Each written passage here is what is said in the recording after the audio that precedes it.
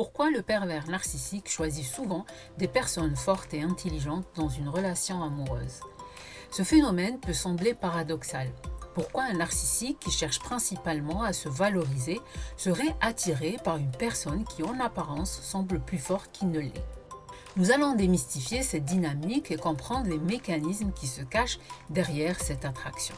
Les pervers narcissiques peuvent être attirés par des personnes fortes, autonomes, intelligentes pour plusieurs raisons, liées à leurs besoins et leur fonctionnement psychologique. Voici quelques explications. Le premier point, c'est l'admiration et la validation.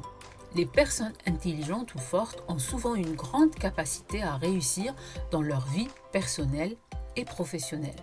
Un pervers narcissique cherche à se valoriser par la comparaison et l'admiration des autres. En choisissant une personne brillante, il espère se sentir supérieur en la manipulant ou en la rabaissant. Le deuxième point, c'est le contrôle et la domination.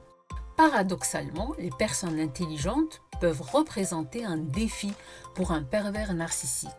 Cela lui permet de se sentir puissant lorsqu'il réussit à manipuler ou à contrôler une personne qu'il perçoit comme difficile à dominer. Cette dynamique alimente son ego et lui donne une impression de pouvoir. Les personnes fortes et intelligentes sont souvent indépendantes et bien entourées, ce qui les rend moins vulnérables au départ. Cependant, un pervers narcissique peut les utiliser pour les isoler, ce qui peut les amener à se sentir plus seules et plus dépendantes de lui, même si elles sont initialement capables de prendre des décisions rationnelles. Le quatrième point, c'est la reconnaissance sociale.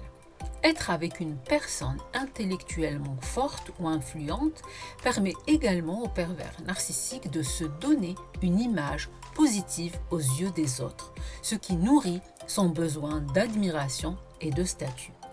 Dans tous les cas, un pervers narcissique choisit une personne, non pas pour l'apprécier ou la respecter, mais pour la contrôler, l'utiliser et maintenir son propre sentiment de grandeur.